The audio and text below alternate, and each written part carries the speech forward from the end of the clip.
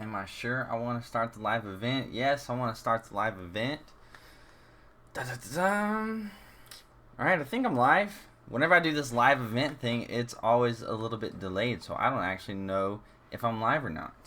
So I'm going to have to wait a minute. If you're 5 minutes early, then you are already 10 minutes late. Drill Sergeant I think I'm live. Whenever I do this live event thing, it's always a little bit delayed, so I don't actually know. So I am live now. I can see it. I'm live. What's going on, everybody? 5 minutes early. It's been a minute. Then you are already 10 minutes late. Drill Sergeant. I think I'm live. Whenever I do this live event thing, it's always a little bit delayed, so I don't actually know. So I am live now. I can see it. I'm live. What's going on, everybody? 5 minutes early. It's been a minute. Then you are already 10 Never minutes fear late. for the Drill notification Sergeant. squad. I think I'm live. Sure. Whenever I do this live event, it's always Hey, 1 minute late. what's going on? So I am live now. Patrick. See it. Hey, I'm live. what's going on, everybody? 5 minutes early. It's been a minute. You are already Never down. fear for the notification squad. I'm live. Sure. Whenever I do this live event, it's always 1 minute. Anyways, it's been a minute. So I am live now. Patrick. See it. Hey, I'm live. what's going on, everybody? 5 minutes. It's been a minute. You are already down. This whole live. Sure. Whenever I do this live event, it's always 1 minute. Anyways, it's been a minute. So I am live now.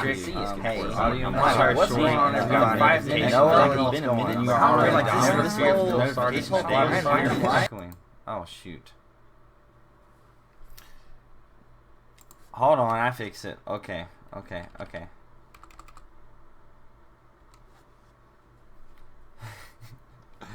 I messed up. You know what I messed up?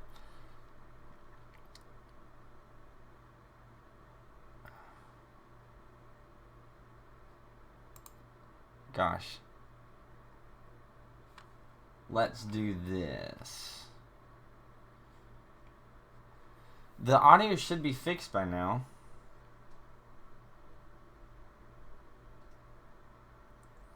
Alright, is it fixed? Is it fixed? Okay, good.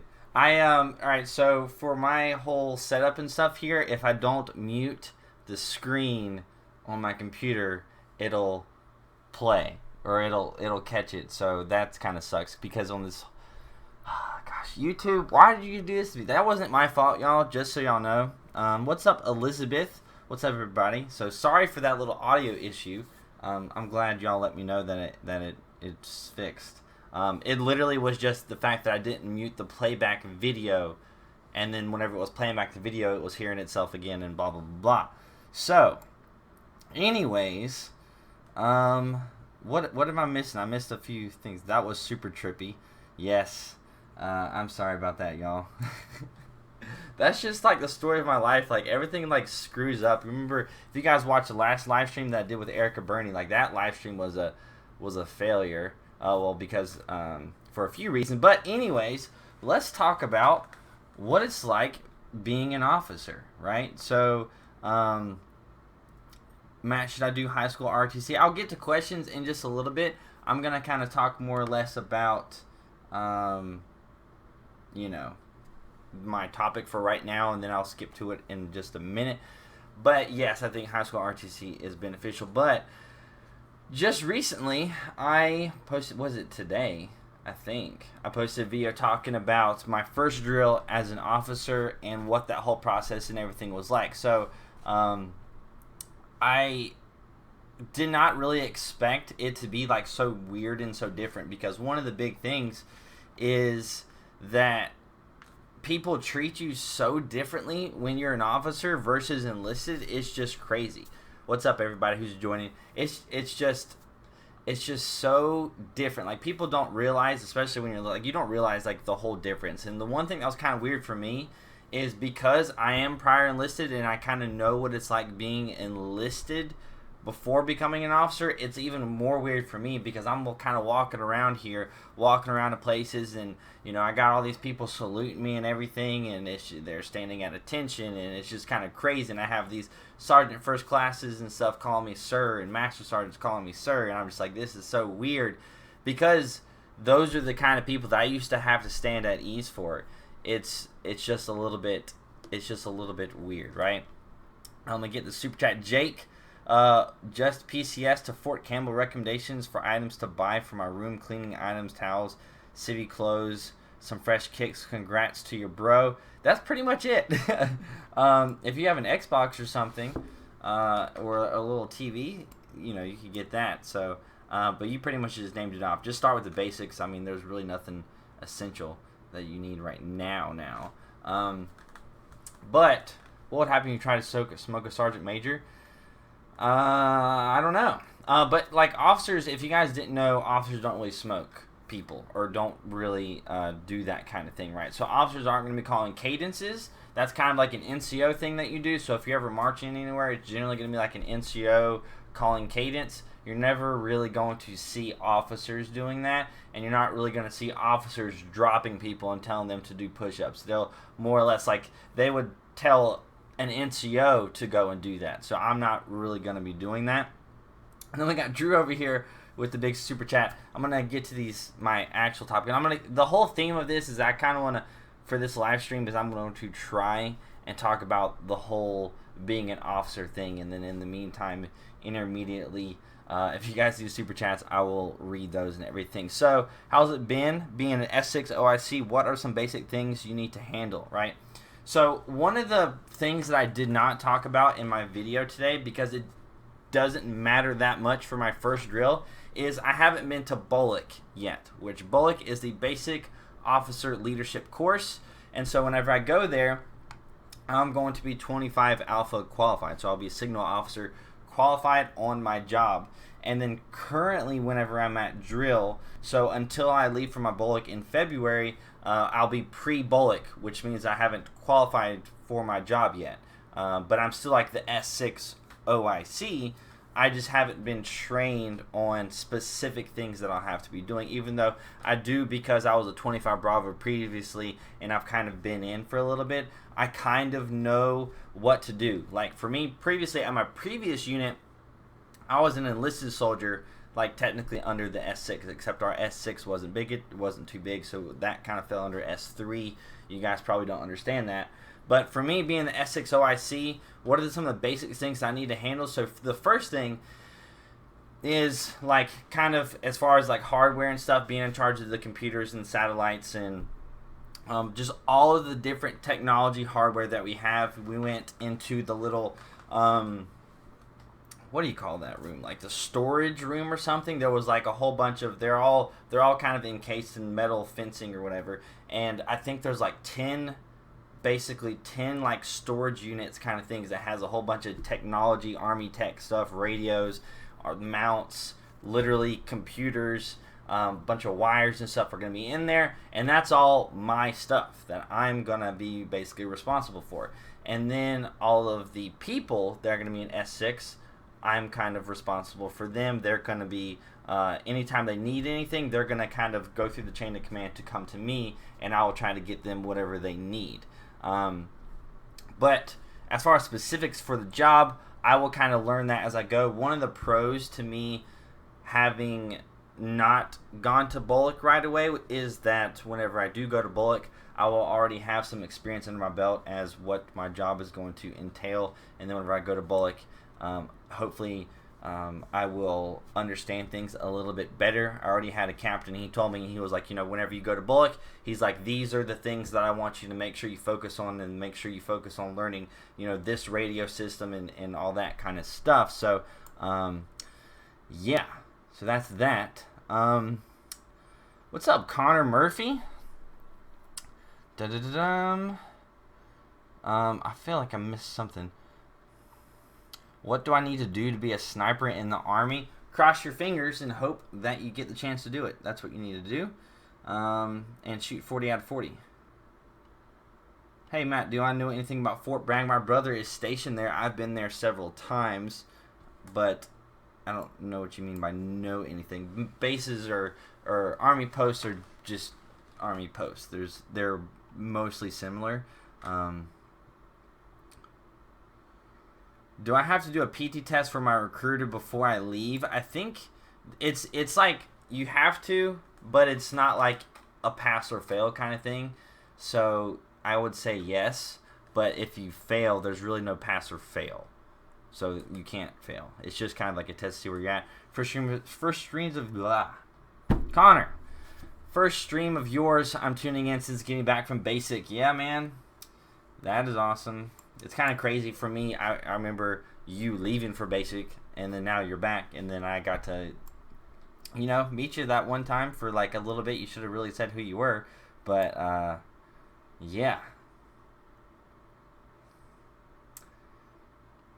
What's the biggest regret so far in the service? My biggest regret so far is not joining earlier. That is my biggest regret. And then, holy cow, we got Leslie St. Albert II. I hope I pronounced that right, with this freaking massive super chat. West Point application advice, international prospect student tips for the interview, impressing defense attache recruiter. All right, so getting into West Point is going to be something that is super difficult, right? It is like the top of the line as far as military academies to become an officer. So hopefully you got your GPA and everything is good. If you're having any other, things that would help with your resume, hopefully you have that kind of stuff, something that will actually help you stand out. But then tips for the interview, I don't really know what that interview is going to entail, and I'm sorry that I can't help out a lot on this question because I didn't go to West Point, and honestly, like ROTC, so you have different paths of becoming an officer. West Point is different than ROTC, right? It's really kind of completely different, although it's kind of similar at the same time. So whenever you go there, you're going to be a cadet, but they train and do everything different from ROTC. And they're not going to do things with ROTC, the advanced camp, and all that stuff. So I don't know exactly what the interview process is really like, and all of that. So that sucks that I don't know that, and now I feel bad. But if you want, you could try to send me a message on something, and then I could try to look up things, because right off the top of my head, I don't know. But usually if I look up something, I'll have a better gist for it. But I do have something for you that you could do. You could go and talk to, who is the other? There's a military YouTuber. Gosh, what is his name? There's a military YouTuber. He went to West Point. And he's not like super huge on YouTube, so he's probably pretty accessible, and you could probably get to him. What is his YouTube? I cannot remember. Let me do this. Ba-ba-ba-bum. All right.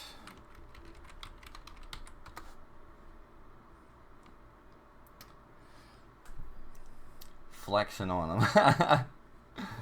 All right. Is it not letting me type? There we go.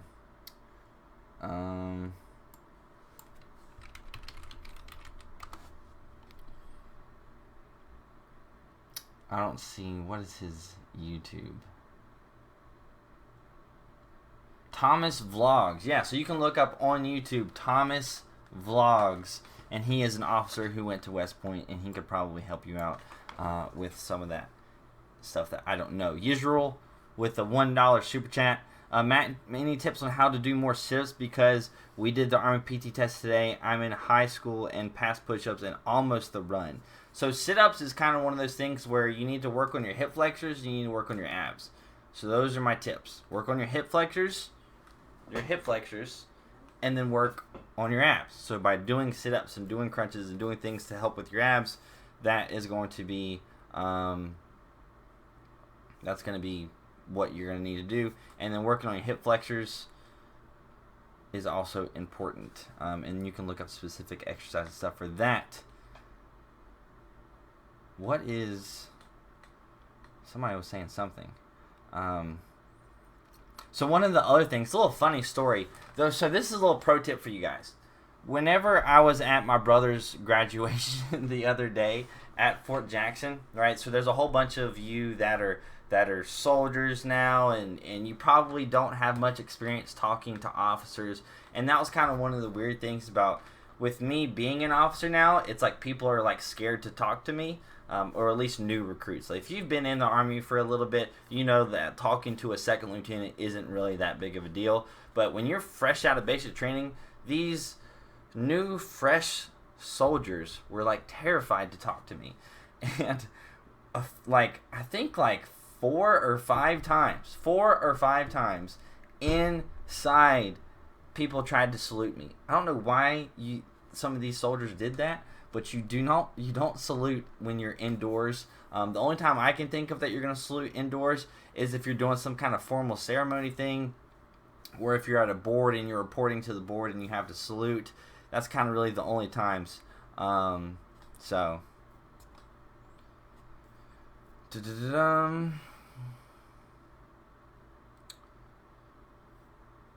yeah, that was kind of funny. And also another weird thing is just people are literally terrified to talk to me. Let me do this. All right. 1v1 me? Nava is in the Marines. What are we talking about, this Nava stuff? First time watching a live chat of you, and what's up from Tennessee? Sam Elder, what's going on? Yeah, it's actually been the first time that I've done a live stream. The reason why, I don't think I've probably ever done a live stream on a Thursday. I usually try to do them on the weekends or maybe like a Monday or a Tuesday. But I was thinking I might not have time to, this weekend, because if you guys didn't know, I am moving. So out of this whole apartment and stuff, I am moving on Tuesday. So I'm going to be packing everything up and kind of getting ready for that over the weekend. So I'm probably not going to have time to live stream or anything. So I won't. I've just still yet to play Fortnite. What is the one thing about the Army shark attack you will always remember no matter what? Let me think about this here, right? So the one thing with the shark attack, I injured my trap or my shoulder right here, and that's still been something that has plagued me ever since that day, right? And it hurts all the time whenever I'm doing exercises. Like this muscle, it's like tweaked or something.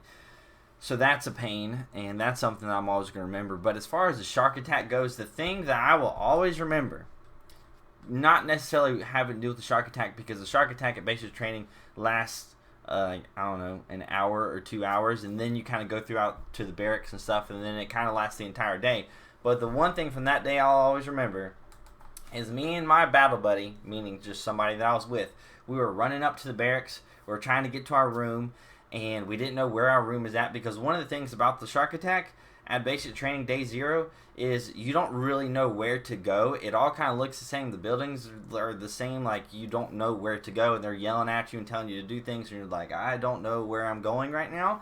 And I remember going up the stairs and going into the wrong barracks. And then I think it was 3rd platoon. I was 4th platoon. 3rd platoon's drill sergeant turned around, and this was like one of the meanest, like, he yelled at soldiers all the time, right? So he was he would flip out on you for absolutely nothing, literally just absolutely everything. He would flip out on you. So this was my first experience with him. I remember walking in there and then him just like flipping on me and my battle buddy, and just like, yelling at us and like, what the freak are you doing in here, and all that kind of stuff. And I remember just being like, holy freaking crap, I don't know where to go right now. And he was just yelling at us and told us to go upstairs or whatever. So that was probably something that I'm always remember from the shark attack.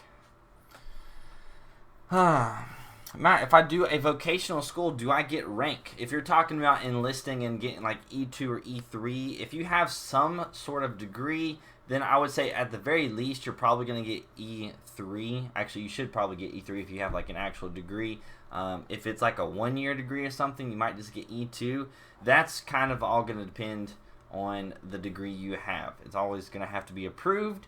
So if you have some sort of college schooling that has lasted over a year, you're at least going to get E2. Because you don't need a degree to get E2 or E3.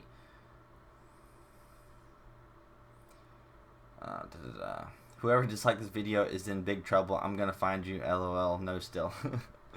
Do you have any tips for trying to get into 17 Alpha Cyber Officer? Oof. So the Cyber Officer, if you want to go the officer route, right? For Cyber, that's going to be tough. It's going to be even more so tough than enlisted, because when you're enlisted, you kind of know whether you're going to get it or not. Whenever you go the officer route, you don't know whether you're going to get it. You got to go through the interview process. You got to take a test and everything. So my tips for trying to get 17 Alpha as an officer is, number one, just know that you're going to be interviewed and they're going to ask you some actual technical questions about programming, kind of your basic background in programming and all that. So hopefully you have some kind of background in computers, like specifically programming, maybe specifically in Linux. And then my other thing is, for the test that you're going to take, make sure you kind of know your Linux commands, and like at the command prompts, because that will help you. Anyways, we got Yisrael. Israel, I cannot pronounce that. What's ROTC like for those who didn't do basic?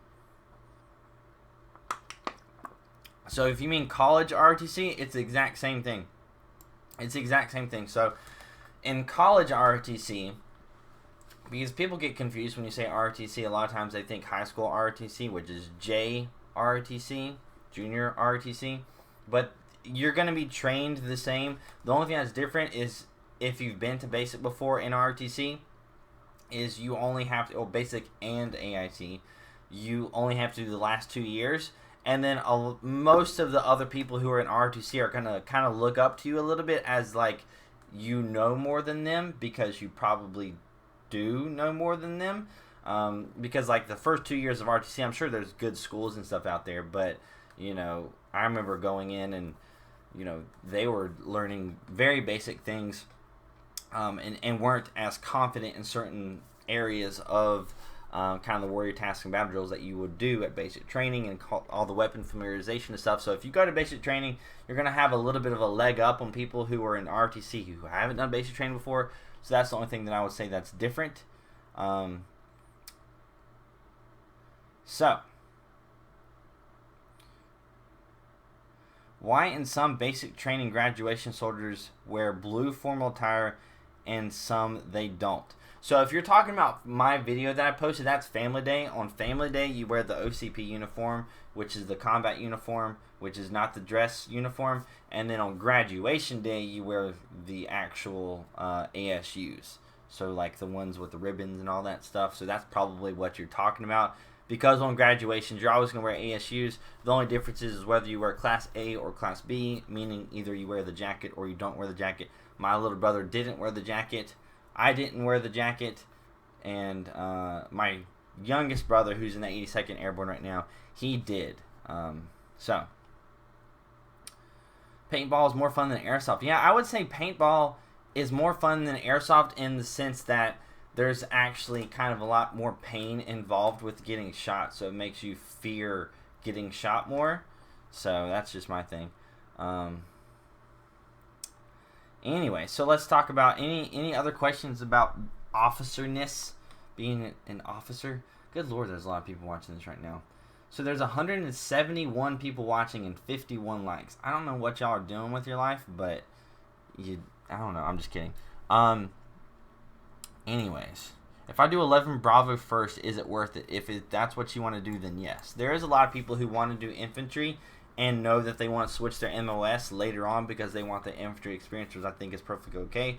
Because like most people say that have been infantry a while and switch is like you can't be infantry for your entire career, although it's possible. It's just infantry breaks you down so much physically.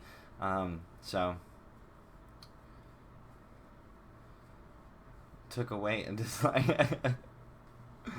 yeah, that's awesome. Watching football and you. Yeah, football season is going on right now. I guess Thursday night football is going on. So is this the first regular season game? I'm not sure.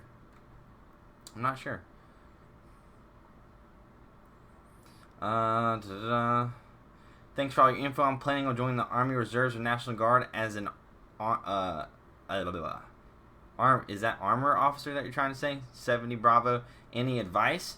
So joining for Reserves and Guard, and my advice to you is get the experience that you want in leadership and everything, and then try. I didn't have the opportunity to do this, but try to go to like Airborne and stuff through RTC. I think there was only like one opportunity that I had to go to airborne school through ROTC, but then I couldn't do it, so I didn't actually have an opportunity. So if you have the opportunity, that's my advice for that. How hard is it to become an officer when enlisted? So it's easy and hard at the same time, right? So if you go my route and you do ROTC, the whole thing of ROTC is harder than I thought it was going to be, but actually going through that process isn't that bad. So got a 911, got to go. Oh, Ellen's in here. What's going on, Ellen? What was I just saying? But how hard? It's not really that difficult, right? The hardest part is just getting accepted into whatever you're doing. So for a person wanting to go to West Point, the hardest part is just getting accepted, I think. And then in ROTC, the hardest part is making sure that there's an open slot to contract somebody as an officer. And if you want to do green to gold, the hardest part is actually getting accepted in the green to gold program. And then for OCS, the hardest part is getting accepted, I think. Don't pull out a 50 cal on them.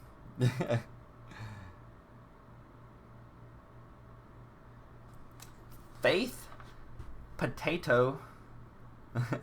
You're worth the time to listen to what you have to share. You're a real person who cares about others, to let people out there know what to expect if they choose to serve. Thank you. Thank you, and thank you for your message or your comment that you left earlier on the video. I really do appreciate it, honestly. What up, Ward? I leave for AIT tonight. Korea next. Really? Oh. That is awesome. Where are you headed to AIT? Hopefully you do well whenever you get there, because when you first get there, you're going to do a little PT test. That's something I maybe didn't mention, is basically when you first get to AIT, you're going to take a PT test. So it's like you're going to graduate basic, you're going to have taken a PT test shortly before that. Then whenever you get to AIT, you're going to have to take another PT test at the beginning. It's going to be a diagnostic, so it's not going to be for record, to see how well you are doing. What can you tell me about Class 4 IM1? Are you talking about S4? Are you talking about S4? If you're talking about S4, S4 is supply. Supply. So that's what I can tell you about that. I don't know what you mean by Class 4. How long is the wait to pick up airborne? I didn't get it on my contract. Levi Bow, that is to be determined, right? So to get airborne, if you don't get it in your contract, it's really going to depend on whether or not you go to an airborne unit. Because when you go to an airborne unit, they have slots available to send people to airborne school. If you don't go to an General Colt, I saw your I unsub thing, and then I saw your recorrect, so thank you. But if you go to a non-airborne unit, they're not going to have the slots to send you. The only way that you then could go is by doing something extraordinary or being an above and beyond great soldier to where they want to send you. Whatever happened to that Shoot 'em Up 89 guy on YouTube? Dax Swag #1 fan, I don't know what happened to him. I don't know. I kind of regret now in my older videos, like right here, like here, I had Shoot 'em Up 89 kind of like ingrained in the video, just like how I have these. I guess now that I think about it, like if I were to ever change my socials, which I don't think I will, like hopefully my Instagram and Snapchat will stay like this. Hopefully my Twitter will stay like this. But like if this were to ever change, then this is ingrained into the video and people are going to be going to like the wrong thing. But, you know, this whole old shoot 'em up thing, if you watch my older videos, that is ingrained into the video. And I know that people later on down the road are going to be like, why the heck is this here? Because people don't know that this channel, it was the first week of January of this year that I changed it from Shoot 'em Up 89 to Matt Ward.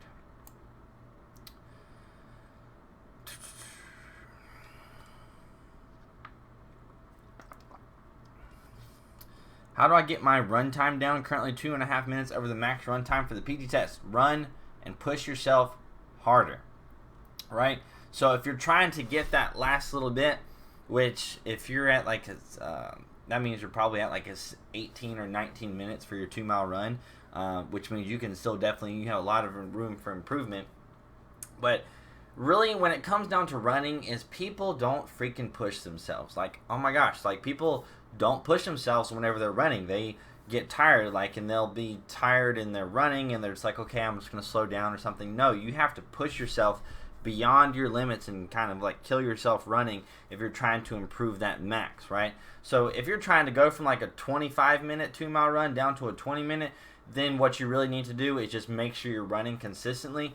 But once you're starting to bring that number down and you've been running for a while and you've been trying to improve, but you're not improving much anymore, you need to push yourself really hard when you're running, right? That's when these 6120s are no joke. Like, don't think a 6120 is a joke. And if you guys don't know what that is, it's sprinting as hard as you can for 60 seconds and then walking for 2 minutes and then sprinting as hard as you can, again, as hard as you can for 60 seconds and then walking for 2 minutes. Too many people will be doing things and they'll be running hard, but they're not pushing themselves as hard as they can. So you need to do that. Like I just did today, I did a short run. So I did a 1.5 mile run, and so for the first mile I did a pretty slow-ish pace, and then for the last half mile I ran it out like super hard. So like that was kind of like my thing for today, and then tomorrow morning I'm going to do a more of a timed 2-mile run and try to do that fast. So the key is push yourself. All right, so how do I like being an officer in the Army? So that's a good one. So we can talk about we can talk a little bit more about my officerness right now. So how do I like being an officer right now? I absolutely love it. Like, I love being an officer. So I knew whenever I enlisted into the Army that I wanted to be an officer. The reason being is I am just naturally more of a leader or wanting to be in charge of things. I'm perfectly okay with being told kind of what to do and having orders given to me. Like, that's perfectly okay with me. But I do have a sense of, like, I do want to be in charge of certain things, and I don't like being subject to a whole bunch of bad decisions, and that happens a lot when you're enlisted. You are the product of a lot of decisions of things that you can't control. But when you're an officer, you are kind of like the decision maker. You are the one making the decisions, and in a lot of cases, obviously, you still have officers who are higher up than you. You know, there'll be this thing called the commander's intent. And so if I'm a lieutenant, I have a commander, and whatever his intent is for the mission to get done, I have to do my job to get the commander's intent accomplished, right? So my piece of the mission, I have to do that and get that accomplished. However, I see fit that fits the commander's intent. But everything under that, as long as it meets the commander's intent, I'm good to go, basically. But my commander, he has one, and he has to meet his commander's intents, right? So it kind of all kind of flows down. And when you're enlisted, it takes several years to get to the level to where you can really start to make big decisions and stuff. Can you show us your officer's sword? It's not necessarily my officer sword, but it is my... I have this one thing on here. Hold on.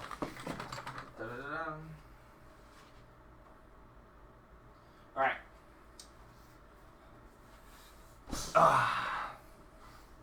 Let me take this off. I have this little ghetto rig thing.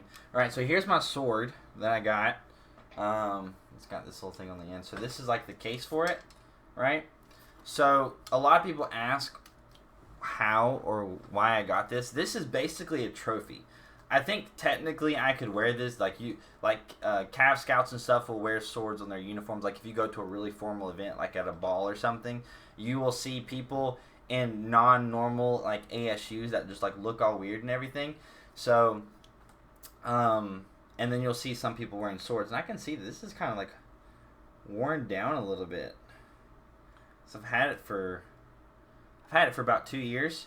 But anyways, so the sword is not sharp or anything, right? So if I take it out, it's not sharp, right?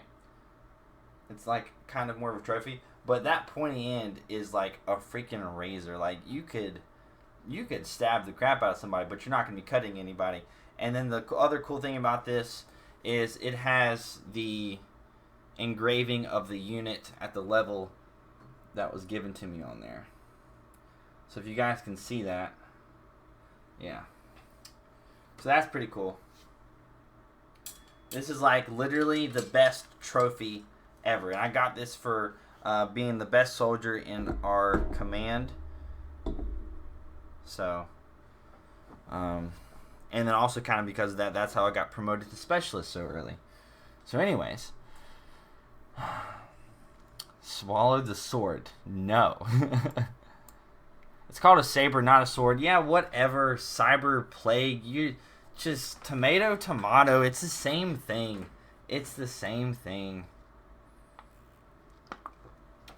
I don't want to sharpen it. I don't want to sharpen it. I mean, it's like, what's the point in sharpening it? Because then people are always scared of it. Then people would not want to mess with it or something. I don't know. Let me put this back. I don't want it to fall.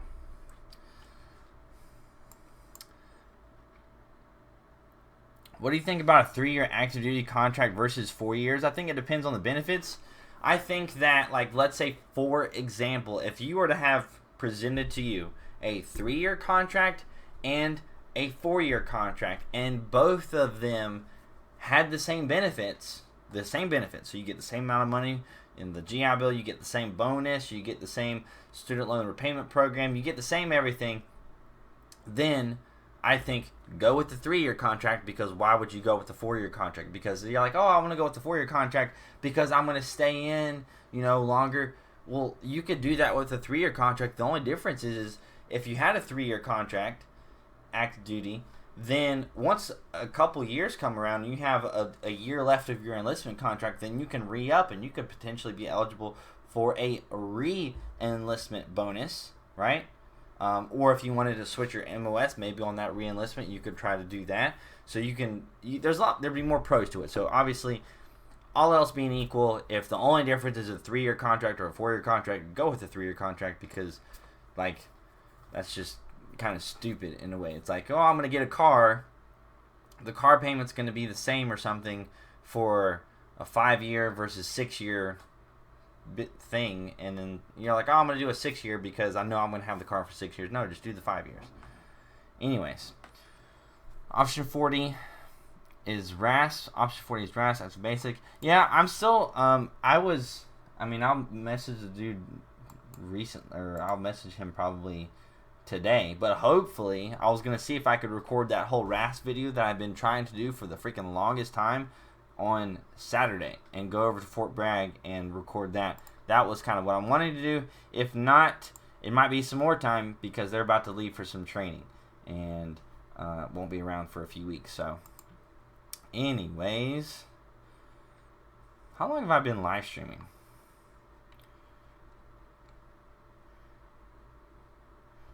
I don't know what it says. It says 37 minutes. Okay.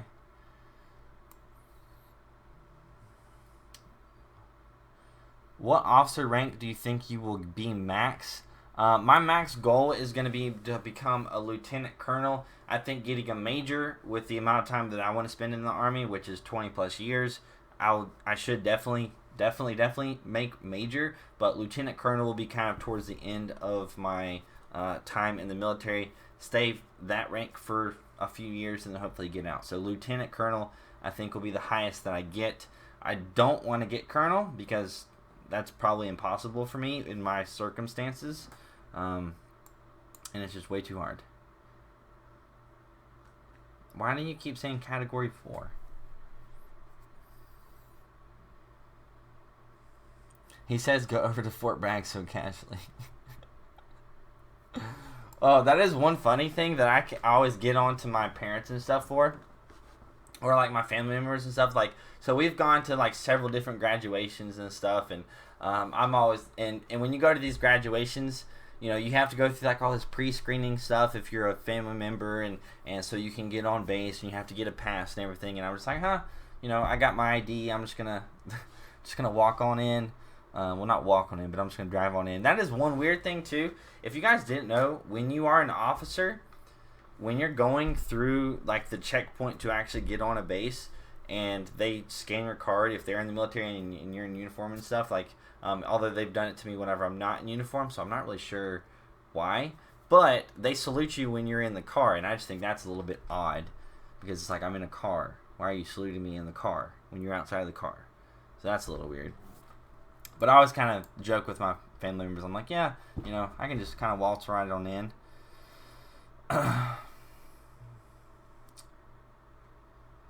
Does anyone know if I will have a graduation since I will be going to 1 station unit training for CAV? Yes, even if you're going to one station unit training, you will still have a graduation ceremony and a family day. And then at the end of your 1 station unit training, you will have another graduation. I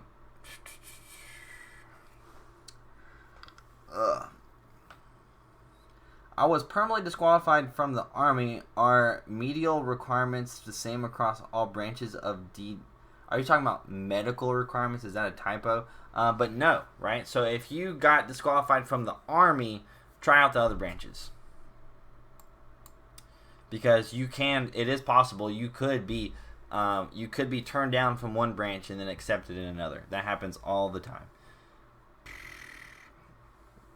I'm not sure to join Army or Marines. Whichever one you want to do, man. Whichever one you want to do. I'm not here to say one branch is better than the other, but I will say that in the Army there are more opportunities than the other. How long did it take you to become an officer? How long have you been an officer? I have been an officer for approximately 3 months. And it technically took me 3 years, even though that was way too many quotations. But the reason it was 3 years was because I enlisted, and I was enlisted for a while, and then I did ROTC, and then that took 2 years, and then I became an officer, so.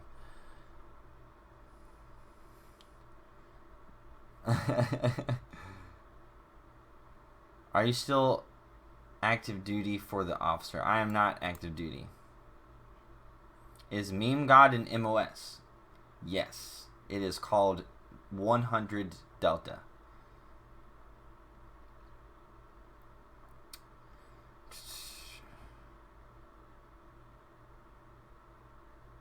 I think it's because they know your rank reading your CAC. Yes, I know. Whenever I was talking about the whole... Yes, on my CAC, it shows my rank. So whenever they look at it, they say whatever, and then they would salute me. I just think it's kind of... It's odd, because I'm in a car. And I'm like, that's weird. If I have a bachelor's degree, can I automatically become an officer? No. So, like, I don't know what it was. Like, I remember joining, or way before joining, you know, they always said, like, you know, if you have a 4-year degree, you can be an officer. And they just make it seem like all you have to do is have a 4-year degree and then you can join and be an officer, which is not the case. There's still other trainings and stuff you have to do. If you already have a 4-year degree, then you can do OCS and you can enlist and go through the enlistment process and then go to basic training and then go to OCS and then become an officer. But it's not as easy as, hey, I got a 4-year degree, let me become an officer right now. That's not how it goes. There's still an approval. You still have to go to basic training. You still got to do all that stuff. So, yes. How to enlist as a PFC in the National Guard? Well, you should probably call your local National Guard recruiter and then talk to them. If you want to be a PFC, hopefully you have college credits or you've recruited a crap ton of people and have ROTC, JROTC.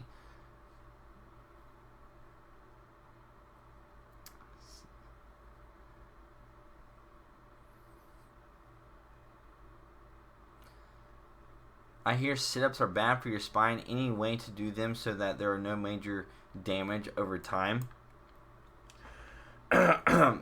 So sit-ups, it's not that they're like horrible for you, but like people will do things incorrectly, and what they'll do is when they're doing the sit-ups, they pull their neck and stuff really hard, and they're not really using their abs. They're trying to pull their head up rather than actually sit up. So that's one thing. Sit-ups aren't necessarily bad for you, in my opinion. Yes, they can be a little bit uncomfortable, but so is a lot of other physical exercises, right? So if you do a lot of lifting weights and stuff, you're probably it'll wear down your body a little bit, but you're still better off than if you didn't do those exercises. So anyways, Joey D, hey, love your channel. Just came across it last week. Very informative. Joey, thank you very much. Thank you.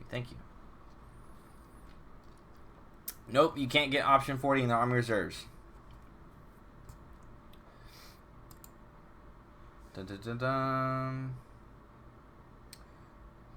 Bum, bum, bum, bum.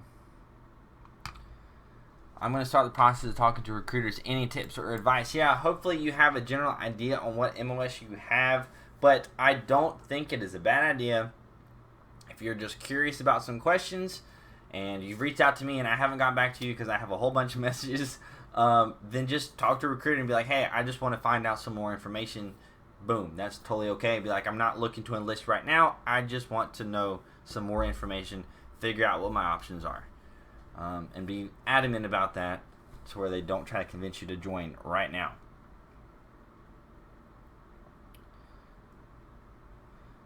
Do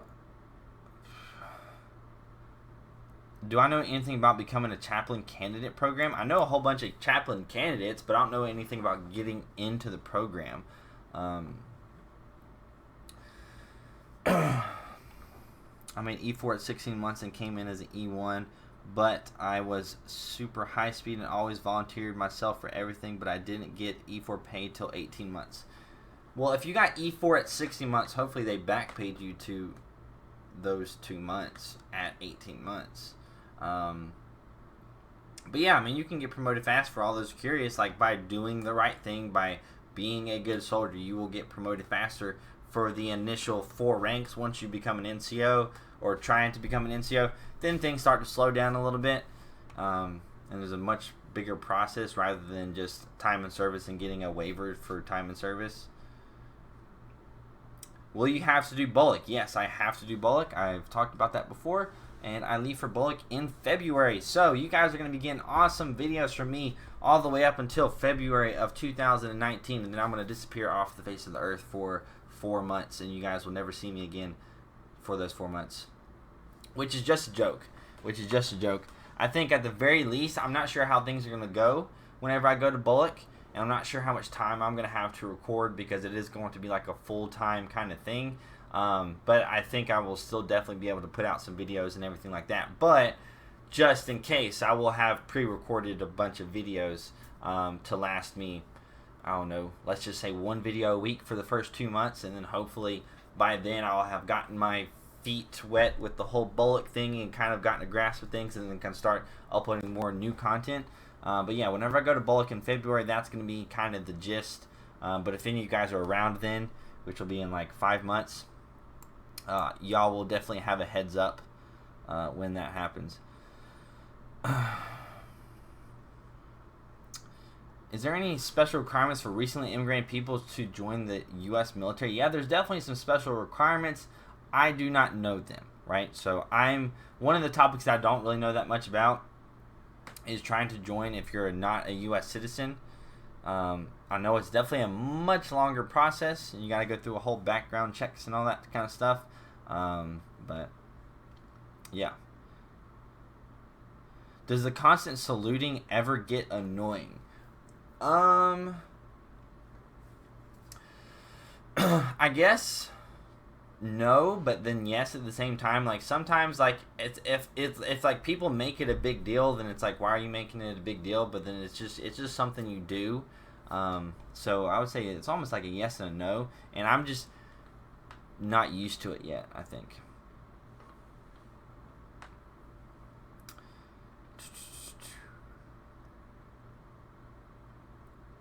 They haven't given me my BOLC dates yet. When did you commission? And also, if they haven't given your BOLC dates yet, you should message or email your, like, you have like a BOLC officer or something.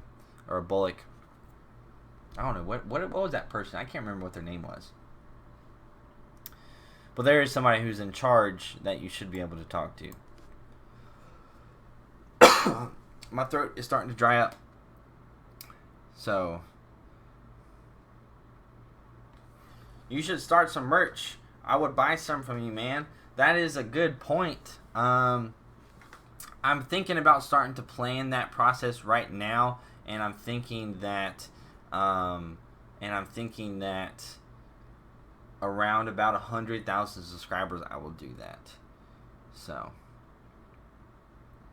anyways, Real Monique Rod, hey, what's going on? I'm about to get off of here. So, I am going to get to working on some other things that I got going on. How long have I been live streaming? It has been 50 minutes. Yeah, I didn't think this was going to be a super long one. Hello. So I feel bad whenever people are joining and I'm just about to get out of here. So that, I think, is it. Any last questions? Your first MOS. Mine was 25 Bravo, which is IT specialist.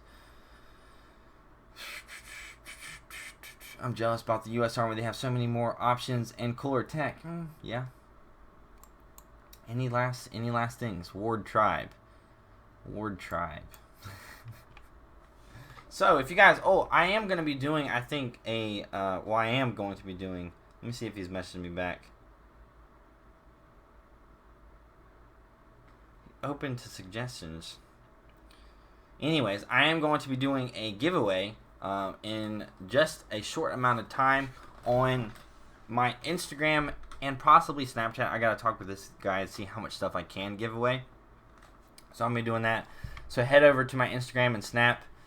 That is going to be it for this video. Why are you guys super chat? I'm getting off of here. Going to the military academy for my high school. That is awesome. Jordan Avery. That is awesome. Making me a specialist. I can't do that. Nice to see you're doing good, though. Thank you. Talk about Bullock more. I probably will in the future. Hey, Matt. I finally got to watch your videos again since I'm at AIT. It was nice. It was great to meet you and awesome to see all your fan pics and videos at the end of your video. Yeah, if you guys didn't see my vlog that I posted, which has actually got a lot of views, which surprised me. But at the end of the video and one time in the middle of the video, I have a few video clips of like meeting some of you, which was really cool. So that was really cool to add that into the thing, because like my mom captured a lot of it on Snapchat. Like that wasn't even half of the amount of people that I ran into, which is crazy. But that is it. Head over to my Instagram and my Snapchat. Follow me on there.